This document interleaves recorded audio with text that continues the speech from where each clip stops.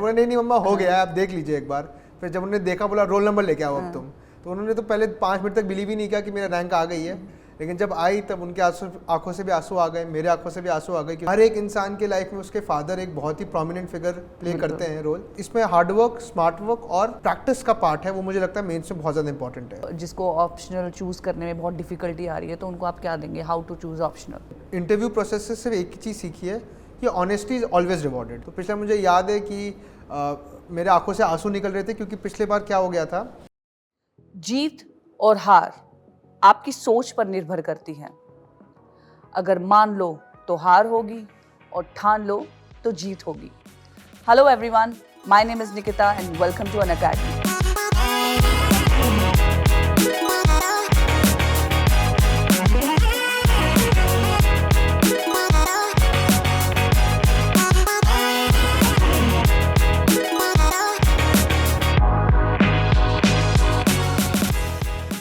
आज जो हमारे साथ इस पॉडकास्ट में टॉपर आ रहे हैं, उनकी स्टोरी बहुत इंस्पायरिंग है। फर्स्ट अटेम्प्ट में ही इंटरव्यू तक पहुंचे, लेकिन सिर्फ 22 मार्क्स से रह गए। सेकंड अटेम्प्ट में प्रीलिम्स भी नहीं कर पाए एंड इन थर्ड अटेम्प्ट यानी 2023 में ही secured all India rank 15। I would like to welcome mister Kunal Rastogi.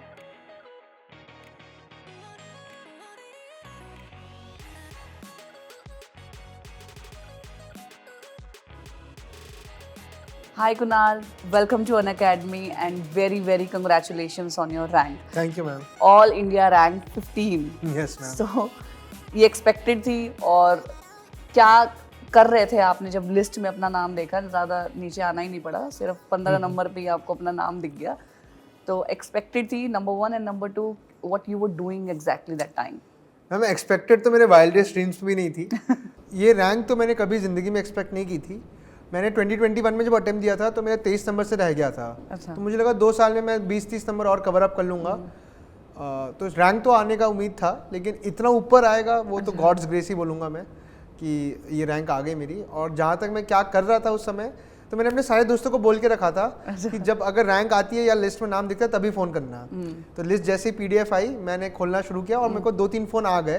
तो मुझे लग तो रहा था रैंक आ गई है, तो मैं देख लेता हूँ क्या है। तो मैं जल्दी ट्राई किया मैंने कि मैं स्क्रॉल डाउन करूँ, और जैसे मैंने अपना हाथ रखा मुझे वहाँ पर अपना नाम दिख गया। अच्छा। तो स्क्रॉल डाउन करने की फिर ज़रूरत नहीं पड़ी।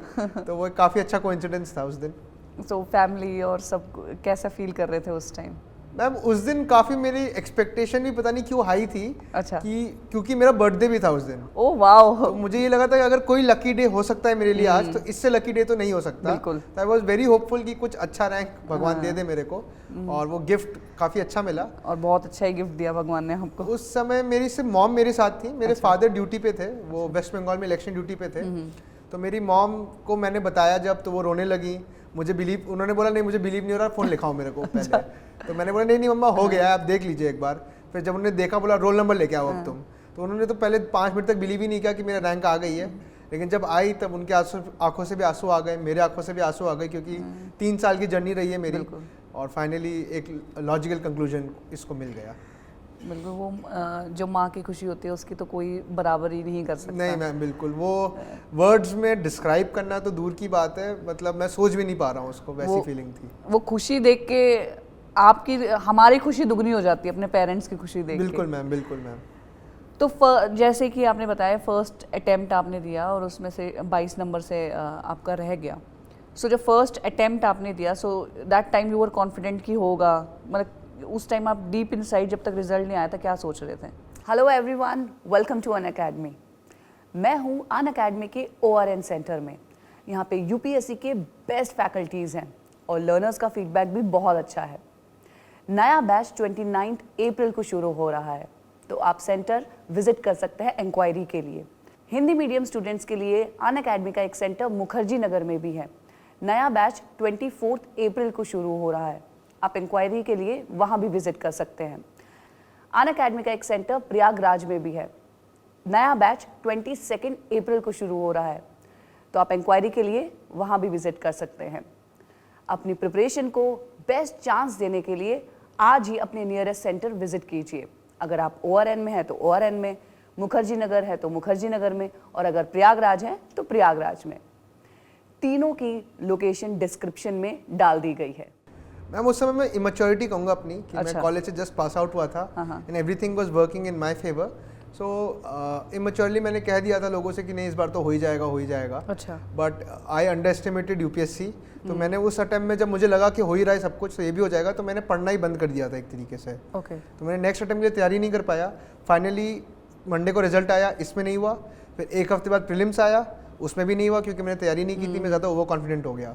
तो वो जो मेरा ओवर कॉन्फिडेंस की वजह से मुझे लगता है मेरा एक और साल इसमें लग गया एग्जामिनेशन में। तो जैसे कि आपने कहा कि फर्स्ट अटेम्प्ट में सारी चीज़ आपके फेवर में हो रही थी because it was your first attempt, prelims, mains और इंटरव्यू तक भी आप फर्स्ट अटेम्प्ट में पहुंच गए। बिल्कुल मैम। तो और लेकिन फिर इंटरव्यू से और कुछ नंबर से ही सिर्फ रह जाना, सो वहाँ पे आपको ज़्यादा डीमोटिवेशन हो रही थी कि नहीं यार मतलब this is not meant for me और समथिंग लाइक दैट, या फिर आपको ज़्यादा अपने ऊपर गुस्सा आ रहा था कि शायद मैं ये कर लेता तो कुछ और मतलब इस पे मैं इम्प्रूव कर सकते थे? So what you are feeling?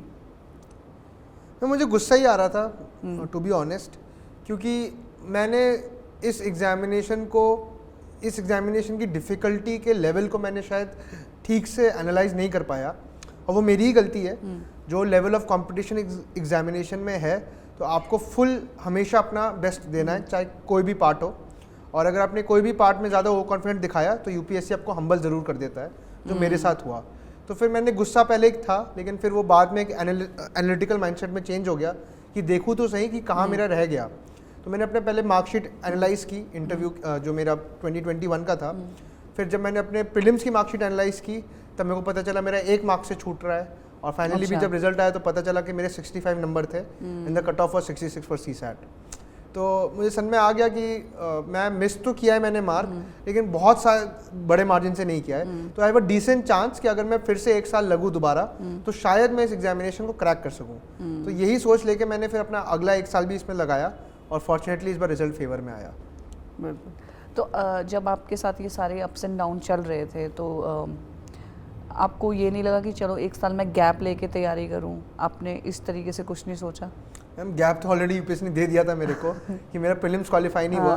तो ऑटोमेटिकली जून 20 को रिजल्ट आया था शायद प्रीलिम्स का, और अगला जो प्रीलिम्स था वो मई 26 को था। मेरे पास ऑटोमेटिकली एक साल का गैप आ गया। अब मैं रेट्रोस्पेक्टिवली सोचता हूँ तो शायद वो ब्लेसिंग इन डिस्गाइज का, क्योंकि अगर मैंने उस साल का अटेम्प्ट भी दिया होता तो मेरे शायद नंबर 30-40 नंबर बढ़ जाते, जो शायद मुझे उतनी अच्छी रैंक नहीं दिला पाता जितना अभी हुआ है। तो रेट्रोस्पेक्टिवली मुझे लगता है भगवान ने जो किया उस समय सही किया। मेरे को ज़्यादा टाइम मिला और मैं इस बार उस वजह से शायद मार्क्स भी थोड़े बेटर आ गए। और जो सर हैं मतलब आपके फादर, वो भी आईपीएस हैं। हाँ मैम। सो उनसे क्या आपको मदद मिली है आपकी जर्नी में?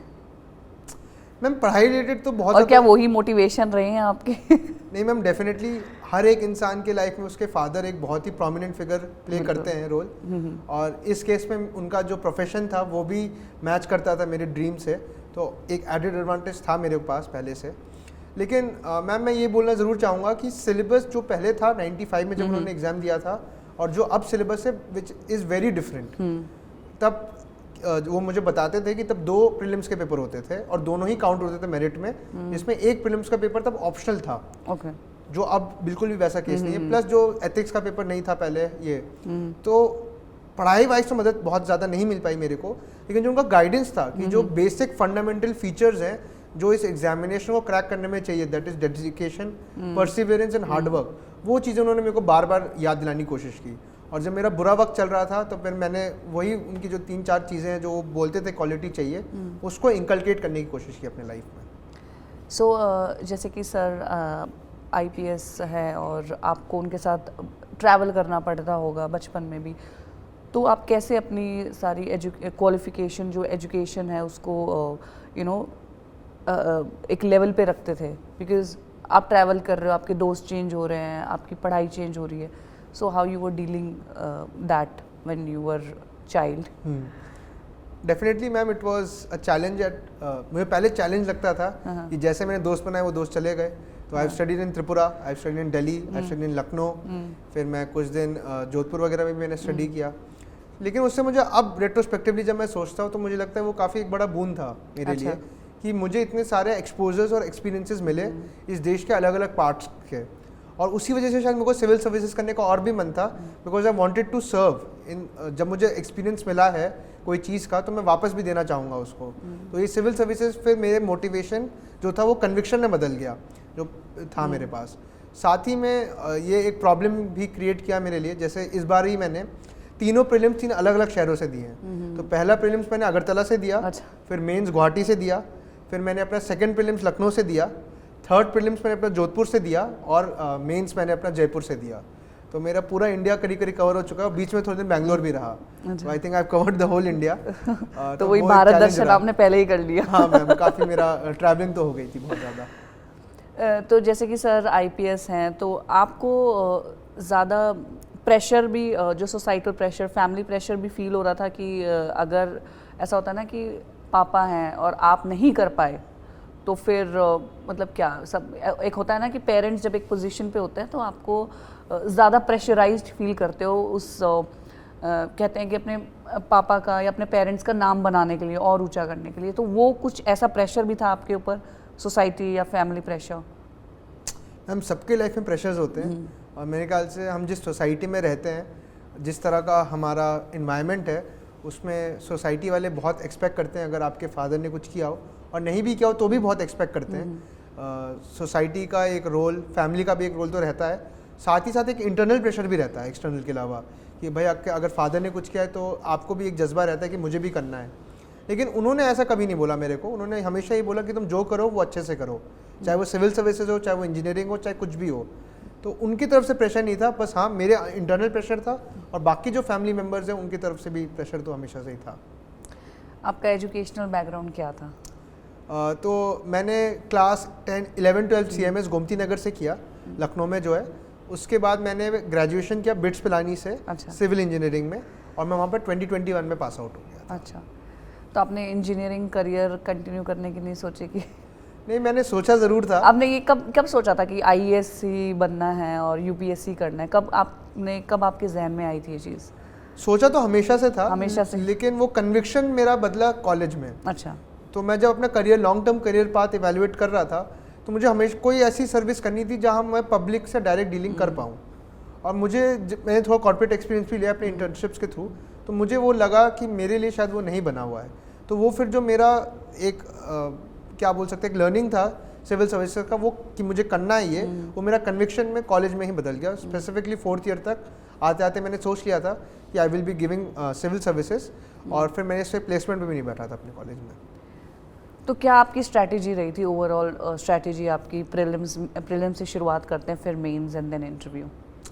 मैम, प्रीलिम्स में मेरी हमेशा से स्ट्रैटेजी रही है कि जितने आप ज़्यादा पेपर सॉल्व करेंगे उतने आपके चांसेस इंप्रूव हो जाते हैं compare to others. Since it is a competitive examination, आपको नॉलेज तो वो ऐसा चेक कर रहे हैं जो बहुत रैंडम है, कि कोई फिक्स सिलेबस है नहीं इसका, हर साल कोई नए नॉलेज आ जाता है, तो आप कहाँ एक एडवांटेज ले सकते हो दूसरों से, and that is your practice and hard work. तो आप जितने टेस्ट प्रैक्टिस करेंगे उतना आपका नॉलेज रैंडम चीज़ों के बारे में बढ़ेगा, और साथ ही साथ आपका जो एग्जाम इंटुइशन है वो भी आपका इंप्रूव होता रहेगा हर पेपर के साथ। मेंस के लिए मैं ये सोच चुका था, समझ चुका था कि बहुत ही वेल डिफाइंड सिलेबस है, तो मैंने अपना पूरा जो एग्जाम स्ट्रैटेजी मेंस का है वो सिलेबस सेंट्रिक रखा।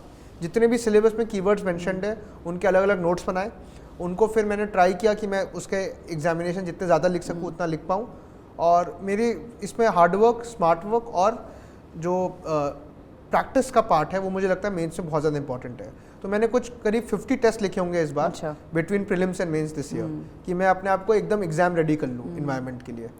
सो नोट मेकिंग जैसे आपने कहा, तो नोट मेकिंग कैसे because there are lot of aspirants who get confused to how to make notes, तो उस पे कोई सजेशंस? मैंने मेंस के कभी नोट्स नहीं बनाए। मैंने हमेशा ये सोचा कि डुप्लीकेशन ऑफ एफर्ट्स है नोट्स बनाना। ओके। तो मैंने ये पहले ही सोच लिया था कि मैं बहुत सारे टेस्ट लिखूंगा। जब मैं टेस्ट लिखता था तो हर एक क्वेश्चन एक नोट की तरह ही है, तो वो भी आंसर राइटिंग फॉर्मेट में। तो मैंने टेस्ट बहुत अच्छे से लिखे, जितना कंटेंट मुझे पता था मैंने उन टेस्ट, जैसे गुड गवर्नेंस का क्वेश्चन है, अब वो एक टॉपिक है, आप उसका अलग नोट्स बना लीजिए या उसका एक आंसर कर लीजिए आप। तो वो आंसर मैंने लिखा, इवैल्यूएशन के लिए भेजा, चेक होके आया, फिर जो मॉडल आंसर दिया उसको देखा, जो वैल्यूडेशन कर सकता था उस गुड गवर्नेंस के क्वेश्चन में वो किए, और वो फाइनल मेरा एक नोट बन गया। तो मैं जब भी फाइनल रिवीजन करता था तो मैं अपने जो पहले टेस्ट पेपर्स मैंने दिए थे मैं उनको रिवाइज करता रहता था। तो उसमें जो डायग्राम्स हैं वो सब चीज़ें हैं, क्या प्रेजेंटेशन है, वो सब भी आपका रिवाइज होता रहता है। मुझे लगता है वो ज़्यादा इफेक्टिव वे है ऑफ नोट मेकिंग। और टाइम मैनेज कैसे करते थे आप, क्योंकि इतना वास्ट सिलेबस है और फिर टाइम, और आप तो ट्रैवल भी कर रहे थे, so how did you manage your time? Ma'am time मैंने कभी नहीं देखा इसमें, मैं हमेशा टास्क के उस पर वो किया है, क्योंकि अगर आप टाइम देखते हैं तो आप सिर्फ टाइम ही देखते रह जाते हैं कि टाइम गुजर रहा है। तो टास्क पे स्टडी में तो ये रहता है कि आपके अंदर एक इंटरनल मोटिवेशन रहता है कि भाई ये टास्क कंप्लीट करना है मेरे को। और मेरा टास्क भी ऐसा था कि मुझे ये टेस्ट पेपर में इतने नंबर चाहिए या इतनी रैंक चाहिए, तो एक इंटरनल मोटिवेशन और सेल्फ डिसिप्लिन आपका कल्टिवेट होता है। तो मैंने हमेशा से टास्क पे स्टडी की है। अब उस टास्क को कंप्लीट करने में 1 घंटा लगे या 10 घंटे लगे, दैट वाज कि मेरी एफिशिएंसी और उस पर डिपेंड कर रहा था। तो सबसे चैलेंजिंग क्या लग रहा था आपको अपनी प्रिपरेशन में, जिस पे आपको लग रहा था कि मतलब आपको सबसे ज़्यादा डिफ़िकल्टी उसी में ही आ रही थी? ऐसी कौन सी चीज़ थी? मुझे ऐसे राइटिंग में बहुत डिफिकल्टी आई। अच्छा। तो मेरा फर्स्ट अटैम्प्ट जब मैंने दिया था तो मेरे ऐसे में बहुत कम स्कोर था, 101, और फिर मैंने बहुत हार्डवर्क करने की कोशिश की, लेकिन मेरा ऐसे के मार्क्स बीच में स्टैग्नेट हो गए थे कि मैं कुछ भी लिखाऊं, कुछ भी पढ़ लूं, कुछ भी वहाँ पे आंसर में कंटेंट लिखाऊं, मेरे नंबर 110 और 115 के बीच में स्टैग्नेट कर गए थे मेरे मॉक टेस्ट में। इस बार भी जब मैंने प्रीलिम्स दे के बाद मेंस की तैयारी शुरू की तो मेरा, मुझे याद है, अगस्त तक मेरे ये नंबर 110 से 115 रेंज में रहे। तब फिर मुझे लगा मुझे कुछ रेडिकल चेंज करना पड़ेगा अपने तरीके में। तब फिर मैंने सोचा कि मैं ऐसे में और क्या इंप्रूव कर सकता हूँ, क्या मैं गलत कर रहा हूँ। तो लकीली तब मुझे सही डायरेक्शन वहाँ मिल गई और मेरा स्कोर ऐसे में इम्प्रूव हो क्या गया। क्या क्या कैसे आपने क्या डायरेक्शन मिली आपको? मैम मेरे ख्याल से मैं अपने एसेज को पहले जीएस के आंसर की तरह सोचता था, अच्छा। जनरल स्टडीज़ के, अच्छा। कि इसका फिक्स टेम्पलेट है कि आप इंट्रो करो एनेक्डोट से, फिर ऐसे को एक्सप्लेन करो, कीवर्ड्स, अलग अलग एग्जाम्पल दो, काउंटर नरेटिव दो और कंक्लूड कर दो। लेकिन मुझे लगता है ये बहुत ही मैकेनिकल तरीका है लिखने का, और ऐसे demands originality, and for originality आपको एक ऑर्गेनिक फ्लो आना चाहिए आंसर में। तो फिर मैंने ये जो पेस्टल प्रिंसिपल लोग बोलते हैं, मैंने उसको एकदम कम्प्लीटली डिस्कार्ड कर दिया और फिर मैंने क्वेश्चंस पूछने लगे जब फिलोसॉफिकल ऐसे आए, व्हाट, व्हेन, हाउ। तो मैं जो भी क्वेश्चन आता था उसके पहले व्हाट लगा दो, व्हेन लगा दो, और इसके बेसिस पे आप क्या आर्गुमेंट जनरेट करो और फिर उसको सब्सटैंशिएट करो एग्जाम्पल से। तो ये चेंज मैंने अपने लास्ट मंथ में किया and I think it paid of well this year. तो मेरा स्कोर 28 मार्क्स से बढ़ गया इस बार। तो I think that made a difference. GS1 में भी आपके हाईएस्ट नहीं मैम, GS2 में GS2 में वन ऑफ द हाईएस्ट है। GS2 में, हाँ। It is 134 and GS2 has always been kind to me. मेरे फर्स्ट अटेम्प्ट भी स्कोर 120 था और इस बार 134 आया है। तो मुझे लगता है कि GS2 मेरे लिए अच्छा रहा है हमेशा। तो इसमें क्या आप स्पेशल तैयारी करते हैं, आप ज़्यादा टाइम देते हैं क्या? मैम स्पेशल कुछ तैयारी नहीं, GS2 में टाइम इसलिए भी ज़्यादा देता हूँ क्योंकि मेरा ऑप्शनल से काफ़ी ओवरलैप करता है पॉलिटिकल साइंस से। पॉलिटिकल साइंस आपका। और मैंने एक चीज़ इस बार थोड़ी डिफरेंट की कि मैंने अपने जो पॉलिटिकल साइंस के जो कॉन्सेप्ट, स्कॉलर्स और ये सब है, मैंने उसको फ्रीली अपने GS2 के पेपर में यूज़ किया इस बार। तो वो मुझे लगता है एक डिफरेंस क्रिएट कर दिया इस बार जो नंबर्स है उसमें। So why did you choose political science as your optional? मैं सच कहूँ तो मैंने इंजीनियर का दिमाग लगाया था इसमें। अच्छा। मैंने बोला सबसे ज़्यादा ओवरलैप इसी में है और ठीक ठाक टाइम पे कवर हो जाता है तो इसको ले लो। Okay. लेकिन एक एडेड एडवांटेज मेरे पास ये था कि मैंने कुछ पॉलिटिकल साइंस के सब्जेक्ट्स अपने ग्रेजुएशन में भी किए थे जो ह्यूमैनिटी इलेक्टिव्स था। तो वो दोनों को मैंने मद्देनजर रखते हुए ये फिर एक डिसीजन लिया। तो अगर आपको एडवाइस देनी हो किसी को जो जिसको ऑप्शनल चूज़ करने में बहुत डिफिकल्टी आ रही है, तो उनको आप क्या देंगे, हाउ टू चूज़ ऑप्शनल? अब मैं मैम रेट्रोस्पेक्टिवली एनालाइज करूँ चीज़ें तो मुझे लगता है 3 चीज़ों के बेसिस पे आपको ऑप्शनल सेलेक्ट करना चाहिए। सबसे पहले और सबसे इंपॉर्टेंट आपका इंटरेस्ट क्या है। वो क्योंकि ऐसा सब्जेक्ट है जो आपको बहुत ज़्यादा टाइम पढ़ना है, वो भी बहुत ज़्यादा टाइम के लिए, तो आपका इंटरेस्ट बहुत इंपॉर्टेंट है। सेकेंड, आप ये देख सकते हैं कि जो आपका ऑप्शनल है उसकी गाइडेंस अवेलेबल है कि नहीं मार्केट में। अगर गाइडेंस अच्छे से अवेलेबल है, आप अच्छे से अपनी कॉपी चेक करा पा रहे हैं, अगर आपको अच्छा मटेरियल मिल रहा है मार्केट में, तो आपका स्कोर डेफिनेटली काफ़ी अच्छा रहेगा। तीसरा मैं ये बोलूँगा कि ऑप्शनल करने से पहले सिलेक्ट आप एक बार उसका सिलेबस रीड ज़रूर कर लीजिए कि आप इनिशियली, ऐसा हो सकता है कि आपको एंथ्रोपोलॉजी या किसी सब्जेक्ट में इंटरेस्ट है, लेकिन जब आपने उसका सिलेबस देखा कि वो इंटरेस्ट आपका एक बहुत छोटा सा पार्ट है, बाकी बहुत सारी ऐसी चीज़ें जिसमें आपको इंटरेस्ट नहीं है, तो आप इंटरेस्ट के साथ साथ एक बार सिलेबस भी देखिए कि वो इंटरेस्ट कितने पार्ट है सिलेबस का। तो ये 3 चीज़ अगर आप फॉलो करेंगे मेरे ख्याल से, तो एक राइट ऑप्शन आप चूज़ कर पाएंगे। तो जैसे ये आपके 3 साल की जर्नी थी, और जब आपको लो फील होता था तो आप क्या करते थे? कि कुछ अपना फेवरेट खाना खाते थे या गाने सुनते थे, क्या करते थे आप? मैं तो फूडी हूँ काफ़ी बड़ा। अच्छा, क्योंकि लखनऊ का हूँ। मैं तो अपना फेवरेट खाना बना के खा लेता था। क्या आप खुद कुकिंग कर लेते हैं? मैम मैं क्योंकि बोला है मैंने बहुत ट्रांसफरल जॉब्स में रहा हूँ मैं। अच्छा। तो कभी अगर मैं त्रिपुरा में रहा तो मैं लखनऊ की So, चीज़ें नहीं आत्मनिर्भर हैं पता था। हाँ मैं आत्मनिर्भर इन कुकिंग। तो अच्छा, so क्या क्या अच्छा बना लेते हैं आप? मैं स्वीट्स का बहुत शौकीन था हमेशा अच्छा। से। तो एक मलाई पान फेमस है जो यूपी में मिलता है, मैं वो बनाने की कोशिश करता था। अच्छा। इसके अलावा खस्ते के लिए काफ़ी जाना जाता है लखनऊ, तो वो कभी कभी बनाने की कोशिश करता था। तो ये सब चीज़ें मैं इंजॉय करता था। तो अगर बहुत डिप्रेस हो तो आप सब कुछ छोड़ दो, खाना अच्छा मंगवाओ या बनाओ, टीवी खोलो और आराम से वो चिल करो उस दिन।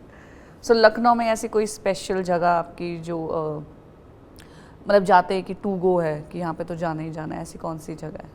मैम टुंडे कबाब भी काफ़ी फेमस है अच्छा, लखनऊ of का। course. तो उसमें तो मैं कभी भी लखनऊ जाता हूँ तो I make it a point कि मैं वहाँ तो एक बार ज़रूर विजिट करूँ। That's wonderful. तो उसके अलावा आपको गाने सुनना या शायरी करना ऐसे कोई?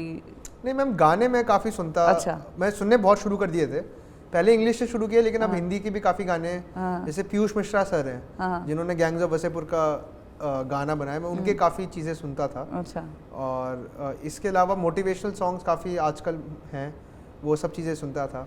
तो ये सब चीज़ों में मेरा टाइम चला जाता था। तो जैसे जब हमें ये ऐसे लो फील होता है या फिर मतलब दिस इज़ नॉर्मल कि आप थोड़ी देर टीवी देख लो, सो दैट्स ओके, मतलब एस्पिरेंट्स को आप क्या कहना चाहोगे? मैं मैकेनिकल नहीं होना है जर्नी में। एक इंसान के पास एक बहुत सारे इमोशंस हैं और आपने उन इमोशंस को अगर स्विच ऑफ कर दिया तो फिर आप ये जर्नी को बहुत कम टाइम के लिए सस्टेन कर पाएंगे। और ये एग्जामिनेशन ऐसा है कि अगर आपका पहला अटेम्प्ट में भी निकलते तो भी 2 साल लग जाएंगे। तो वो आपको एक लॉन्ग रेस का घोड़ा बनना है। उसमें आपको अपने जो भी बैड थॉट्स या बैड इमोशंस है उसको फेस करना आना चाहिए।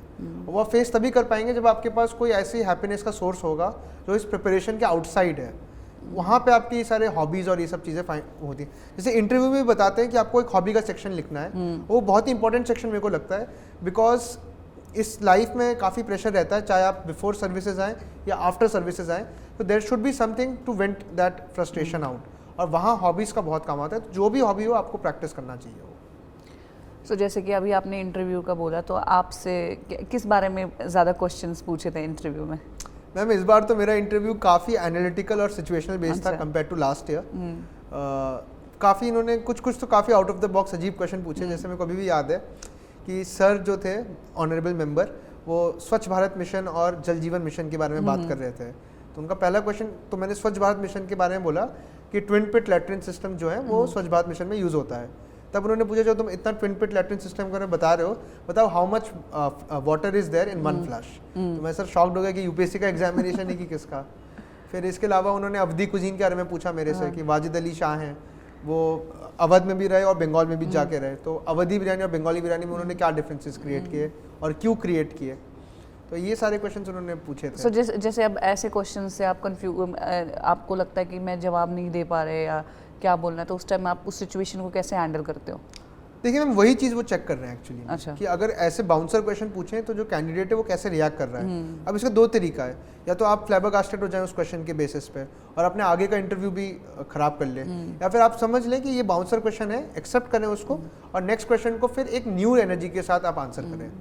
और अगर कुछ ऐसे सिचुएशनल बेस्ड या ऑन द स्पॉट थिंकिंग की ज़रूरत है तो आप उनसे परमिशन ले सकते हैं कि मुझे नहीं पता लेकिन क्या मैं इसको और आंसर करने का अटेम्प्ट कर सकता हूँ कि नहीं। वो बोर्ड मेंबर बहुत ही कॉर्डियल होते हैं और वो जैसे फ्लश का क्वेश्चन आया था उन्होंने वो खुद ही बोला, जब मैंने बोला आई डोंट नो तो उन्होंने बोला ओके गेस, क्योंकि इसको किसी को एग्जैक्ट पता होना वो नहीं है। अब आप गेस कैसे करते हैं और किस आंसर पे पहुँचते हैं अब वो देख रहे हैं। तो मैंने ये बोला कि जो नॉर्मल फ्लशेज है उसमें 5 लीटर पानी आता है क्योंकि मैं सिविल इंजीनियर हूँ, तब शायद उसी वजह से उन्होंने क्वेश्चन भी पूछा था। और मुझे जहाँ तक याद था कि 50 से 60% ज़्यादा एफिशिएंट है, तो मैंने बोलिए सर 1.5 लीटर से 2.5 लीटर के बीच में होगा। और फॉर्चुनेटली वो गैस मेरा उस दिन सही निकल गया, तो उनको एक एडेड वो मिल गया मेरे को उस दिन एज कि ठीक है चलो ये प्रेजेंस ऑफ माइंड भी है इसके अंदर। सो डैफ, जैसे डैफ होता है तो डैफ भी उतना ही इंपॉर्टेंट होता है फिल करना, बिकॉज आपने क्योंकि क्वेश्चंस उसी में से ही वो पूछते हैं। So how important it is कि डैफ में हम कितनी अपने बारे में कितनी डिटेल्ड हम लिखें? मैम मैंने इस पूरे इंटरव्यू प्रोसेस से सिर्फ एक ही चीज़ सीखी है कि ऑनेस्टी इज ऑलवेज रिवॉर्डेड। तो आप जब डैफ भी बने एकदम ऑनेस्ट हो, कोई फिक्टिशियस या कोई ज़्यादा अच्छा दिखाने के लिए बहुत ज़्यादा अपना डैफ ना भरें, सिंपल रखें जो आपको एक्चुअली में वो रिप्रेजेंट कर रहा है, और एक कोहेरेंट पर्सनैलिटी रखें कि भाई जो आपकी हॉबीज़ हैं वो आपने प्रैक्टिस की होंगी तो उसमें आपके अचीवमेंट भी आए होंगे कभी ना कभी, तभी आप वो हॉबी आपकी, या फिर आपका कोई हॉबी है, जैसे मैंने लिखा था एनालाइजिंग एशियन जियोपॉलिटिक्स, तो मेरी हॉबी भी थी पहले से, तभी मैंने PSIR ऑप्शन लिया अपना। तो उनको दिखना चाहिए कि वेल राउंडेड पर्सन है, वो तभी आते जब सच लिखेंगे। अगर आपने झूठ लिखना शुरू कर दिया उसमें तो आपका एक बहुत ही डिस्कोहेरेंट पर्सनालिटी दिखेगा डैफ में, और वो इतने एक्सपीरियंस्ड होते हैं वो लोग कि वो एकदम से पकड़ लेते हैं चीज़ को। सो बी ऑनेस्ट। और डैफ में जनरली ये होता है कि डैफ बेस्ड होता है, लेकिन मेरा 2 साल में एकदम कंप्लीट ऑपोजिट था। फर्स्ट अटेम्प्ट में मेरा बिल्कुल ही डैफ पे नहीं था, एकदम रैंडम क्वेश्चन पूछे गए थे। अच्छा। और इस अटेम्प्ट में पूरा कंप्लीटली डैफ बेस्ड था, एक भी रैंडम मतलब पूछे गए लेकिन बहुत ही लिमिटेड अमाउंट में। तो फर्स्ट अटेम्प्ट और इस वाले अटेम्प्ट में आपको मतलब क्या बिगेस्ट आपकी लर्निंग थी पिछली बार की एक्सपीरियंस है आपकी, जो आपने इस बार इम्प्लीमेंट की है?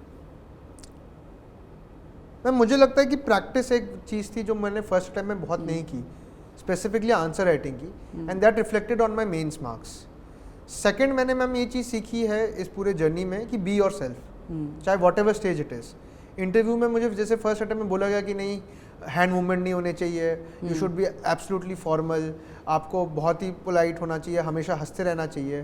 तो पिछले मुझे याद है कि मेरे आंखों से आंसू निकल रहे थे, क्योंकि पिछले बार क्या हो गया था कि उन्होंने सर्जिकल ग्लव्स पहनाए थे। अच्छा। अब किसी ने अगर सर्जिकल ग्लव्स पहना होगा तो उसमें वाइट कलर का कुछ निकलता है। हाँ। और मैंने वहाँ जाके पहली बार पहना और मेरे चश्मों में थोड़ा सा कुछ लग गया था, तो मैंने उसको अपने हाथ से हटाने की कोशिश की, वो वाइट वाला मेरी आंखों में चला गया। तो मेरे आंखों से आंसू निकल रहे थे और मैं हंस भी रहा था क्योंकि हंसने के लिए सबने बोला था। तो वो आर्टिफिशियल लगने लगता है फिर, इसी वजह से वो नंबर कम कर देते हैं। तो बी योर नेचुरल सेल्फ, आप वहाँ जैसे जाएं, आपकी जो पर्सनैलिटी है, जो बॉडी लैंग्वेज है, yes, but it should be with in the limit of a formal interview, कि आप एक्सेसिव कुछ ना करें। जो आपके नेचुरल हैंड मूवमेंट्स हैं, जो नेचुरल आपके बॉडी मूवमेंट्स हैं, आपको वो करना चाहिए, और तभी आप एक डिफ्रेंशिएट करेंगे एक मैकेनिकल इंसान से एक ऑर्गेनिक इंसान के बीच में, which is what they want. So depression, जैसे कि आप इस जर्नी में हो तो बहुत सारे आपके फ्रेंड्स होंगे और तो डिप्रेशन कितना बड़ा मुद्दा है और इस पे कितने लोग इससे जूझते हैं? What do you think? Ma'am I think एक बहुत ही प्रेसिंग इशू है डिप्रेशन। जब अटेम्प्ट क्लियर नहीं होते और एज आपकी बढ़ती जाती है, तो ना कि सिर्फ आपके सोसाइटी का प्रेशर था, बल्कि जैसे मैंने पहले बताया इंटरनल प्रेशर भी बढ़ता रहता है, और उस समय आपको डिप्रेशन एकदम से हिट करता है। तो मैं इसलिए कह रहा था कि आपको सोर्स ऑफ हैप्पीनेस ढूंढना पड़ेगा आउटसाइड दिस जर्नी, तभी आप उस डिप्रेशन को टैकल कर पाएंगे। अब वो सोर्स ऑफ हैप्पीनेस आपके दोस्त हो सकते हैं, आपके फैमिली मेम्बर्स हो सकते हैं, कोई मटेरियल हैप्पीनेस हो सकता है जैसे कुकिंग वगैरह हो गया। तो आपको वो सब चीज़ें कॉन्स्टेंटली एक्सप्लोर करनी चाहिए, because otherwise it would be a very pressure based situation always, which is not very good for mental health. So अगर आपका इस बार, चलो आपका तो 15th रैंक आ भी गई, हाँ मैम, अगर आपका इस बार नहीं होता तो फिर आप क्या करते हैं? दोबारा देते? हाँ मैम, मैं अच्छा। पढ़ने तो लगा था दोबारा के लिए। अच्छा। अच्छा, इस बार आपने पढ़ना शुरू कर दिया हाँ था? मैम, पहले मैंने इस बार पढ़ना कि इस एक बार गलती risk दूसरी नहीं बार नहीं। तो मैंने मैम इस बार पढ़ना शुरू कर दिया था। मुझे पता है ये बहुत ही अनसर्टेन एग्जामिनेशन है, और कोई सिलेक्ट होता है तो उसका कोई हार्ड एंड फास्ट रूल नहीं है कि ये क्या और सिलेक्ट हो गए। परहैप्स कोई और वो same hard and fast rule को फॉलो करे, शायद उसका सिलेक्शन ना हो, या मैं ही शायद दोबारा दूं, क्या पता सिलेक्शन ना हो। तो आपको हमेशा रेडी रहना चाहिए उस अनसर्टेनिटी के लिए यूपीएससी में। और मेरे ख्याल से आप यूपीएससी के बारे में मत सोचिए, आप इसको एक नॉर्मल एग्जाम की तरह देखिए। पेपर वाइज अपना ज़िंदगी बांट लीजिए कि आज ये पेपर देना है, कल ये पेपर देना है, मार्क्स इतने आने हैं। जो अगर आपने ये सारा प्रोसेस ठीक से किया तो results will take care of itself sooner और लेटर। ओके। सो आपने पूरी जर्नी अगर मैं बात करूं तो पूरी जर्नी में सबसे बिगेस्ट मिस्टेक आपको क्या लगती है अपने? मैम मुझे लगता है सबसे बड़ी मिस्टेक मैंने अपने फर्स्ट अटेम्प्ट में ही कर दी थी। अच्छा। And that was over confidence. आप चाहे कितने भी अच्छे हों, कितना भी आपको पढ़ाई में अच्छा आता हो, या कितने भी आपके मार्क्स आ रहे हो टेस्ट सीरीज आपने अगर कोई ज्वाइन की उसमें, आपको कभी ओवर कॉन्फिडेंट नहीं होना है। आप कॉन्फिडेंट हो सकते हैं और हमेशा वर्क करते रहिए for improvement, and that is the only thing. और सेकंड मुझे लगता है कि ओवर कॉन्फिडेंस की वजह से आप मिस्टेक्स को भी ओवरलुक करने लगते हैं, या आप अपने जो मिस्टेक्स हैं वो एट्रीब्यूट प्रोसेस पे कर देते हैं, which further hampers your chances. तो प्रोसेस बहुत अच्छा है इसका, बहुत ट्रांसपेरेंट प्रोसेस है। आप उस पर पूरा फेथ रखिए, आप जो भी मिस्टेक्स है वो आपके एंड पर है, आपको उसको इम्प्रूव करने की कोशिश करनी चाहिए। बाकी जो प्रोसेस में अगर आप चले जाते हैं और अपना फुलेस्ट देते हैं तो ज़रूर होगा इसमें। और अगर जैसे बहुत सारे एस्पिरेंट्स ना बहुत कंफ्यूज रहते हैं, वो सारे अटैम्प्ट अपने देते रहते और कभी कभी ना वो श्योर भी नहीं होते। जैसे आपने आई एम श्योर, जितना मुझे आपसे बात करके भी लग रहा है कि आपने ना अपनी परफॉर्मेंस भी पूरी एनालाइज की थी कि मैंने यहाँ गलती करी है और मैं कर सकता हूँ या नहीं। लेकिन कई लोग अपनी परफॉर्मेंस एनालाइज करे बिना एक ज़िद पकड़ के रखते हैं और फिर नहीं हो पाता कई बार, आखिरी बार भी, और कई बार यही किस्मत भी बहुत बड़ा रोल प्ले करती है ऑफ कोर्स। तो इन सारी उसमें आप क्या सजेस्ट करोगे कि कितने साल हमें इस प्रिपरेशन को देने चाहिए, या अपनी ही परफॉर्मेंस कैसे इवैल्यूएट करें? फॉर एग्जांपल कि 2 साल प्रीलिम्स हो गया तो आप, कई बार ऐसा होता है मेंस हो ही नहीं रहा और फिर भी आप लगे हुए हो, तो क्या इंटरव्यू तक पहुंच के तब हमें वेट करना चाहिए, हमें 2 अटैम्प्ट देना चाहिए, 2 अटैम्प्ट में क्या एनालाइज करना चाहिए? I hope you understood my question. So मैं just why I am putting this question is because लोग अपना बहुत पूरी लाइफ ही वेस्ट कर देते हैं और नहीं हो पाता उनसे। सो हाउ टू इवैल्यूएट अपनी सेल्फ परफॉर्मेंस कि हमें ये यहाँ तक कि 2 या 3 या 4 ही अटैम्प्ट देने हैं, या फिर हमें नहीं करना है, या एक बैकअप प्लान लेके चलना है? मैम, मैं दूसरों के बारे में तो इसमें कोई कमेंट नहीं कर सकता, because number of attempts is a very personal thing. कुछ को लगता है कि उनको देना चाहिए तो ज़रूर देना चाहिए, कुछ को लगता है नहीं देना चाहिए तो बिल्कुल नहीं देना चाहिए। मैं अपना चीज़ ज़रूर बता सकता हूँ। मैंने इन तीनों अटेम्प्ट में अपना कोई बैकअप ऑप्शन ऐसा तो नहीं डिज़ाइन किया था, because I had full faith in my self कि if I do honest hard work then I would surely be rewarded, if not today perhaps tomorrow. तो मेरा ये माइंडसेट हमेशा से एग्ज़ाम के लिए रहा है कि मुझे लगता है कि it is directly proportional to your hard work. बाकी लोगों का कुछ और परसेप्शन हो सकता है and they are equally correct. ये सब मेरा परसेप्शन है कि आपको अपने हिसाब से डिसाइड करना चाहिए कि आपके कितने अटेम्प्ट है। हाँ, अगर आपको लगता है कि आपने फुलेस्ट दे दिया अपना और आप इसके अलावा और कुछ कर ही नहीं सकते इस एग्जामिनेशन में, या आपका एकदम चरम सीमा है, तो फिर आपको रीथिंक करना चाहिए अपने अटेम्प्ट्स के बारे में। और बैकअप प्लान कितना इंपॉर्टेंट होता है?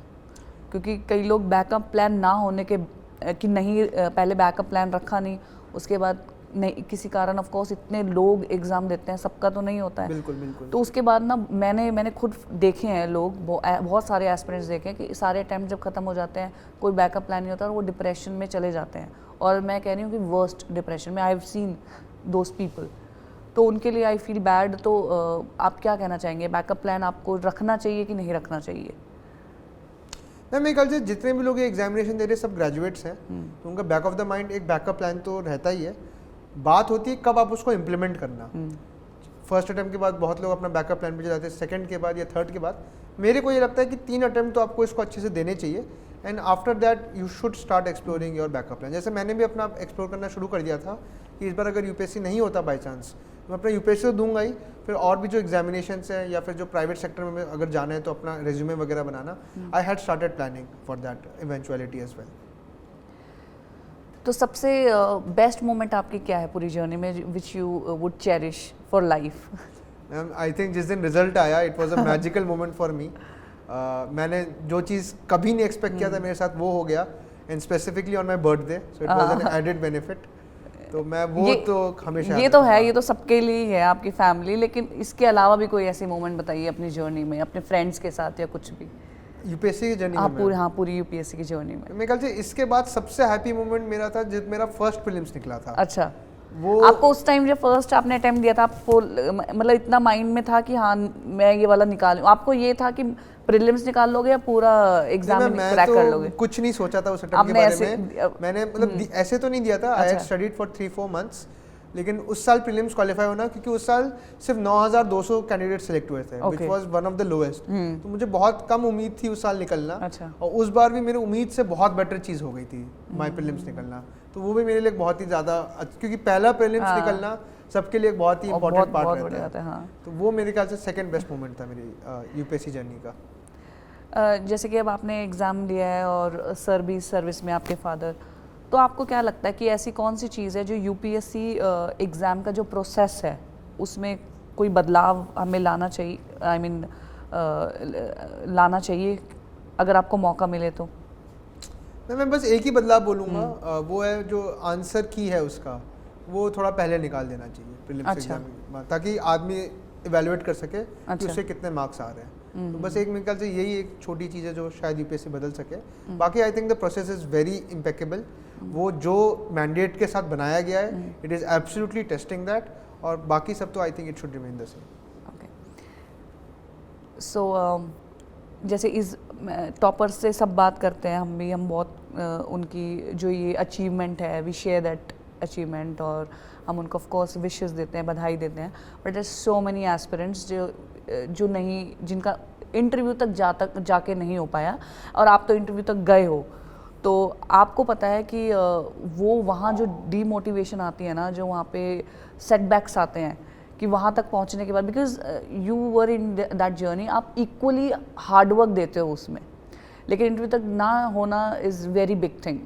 तो what do you want to say to those aspirant and to motivate them कि और मेहनत करो और अगली बार हो जाएगा? So what do you want to say to those जिनका इस बार नहीं हो पाया? ऑब्वियसली बहुत बुरा लगता है, मेरे साथ ये हो चुका है। कुछ समझ में नहीं आता क्या हो रहा है जब आपका वो नाम लिस्ट में ना आए, and that is perhaps one of the darkest feeling that perhaps a person could experience in his life. तब मेरे ख्याल से हमेशा आपको ये याद रखना चाहिए कि आपने ये जर्नी शुरू क्यों की, आपका एक्चुअल ड्रीम क्या था, और क्या वो आपके लिए अभी भी उतना ही वर्थ है जितना पहले था। अगर वर्थ है तो आपको अगले दिन दोबारा इस एग्जामिनेशन को लग जाना चाहिए। बिल्कुल। सो एस्पिरेंट को क्या कहना चाहेंगे, स्पेशली उनको जो इस जर्नी में अभी अभी आए हैं, जो बिल्कुल यू नो अपने कॉलेज पास आउट हैं, और आपने भी वो फेस देखा ही है बिल्कुल कॉलेज के बाद, तो बिल्कुल आपको फिर भी घर में गाइडेंस मिली थी, बट देयर सो मेनी जिनको गाइडेंस बिल्कुल भी आइडिया ही नहीं है। इनफैक्ट आज मैं सुबह ही बच्चा कोई बात कर रही थी मैं, तो उनको बिल्कुल आइडिया नहीं था, फिर हमारे मेंटोर ने उनको मेंटोरशिप दी। सो देयर सो मेनी, तो एस्पिरेंट्स, तो उनको क्या आप बोलना चाहेंगे जो बिल्कुल इसमें घुसे हैं एंड दे कंफ्यूज्ड?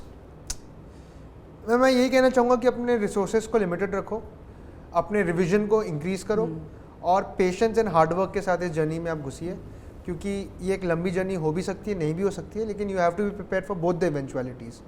और हमेशा कॉन्फिडेंट रहिए, लेकिन आप ये समझिए कि UPSC is an unpredictable examination. आपको हर इवेंचुअलिटी के लिए ना कि सिर्फ रेडी रहना चाहिए, बट अगर वो हो जाती है तो आपको आगे क्या करना है उसके बारे में आपको प्लानिंग करके रखनी चाहिए। तो as a fresher enjoy the process, और मेरे ख्याल से अगर आपने प्रोसेस एंजॉय किया तो आउटकम भी आप ज़रूर एंजॉय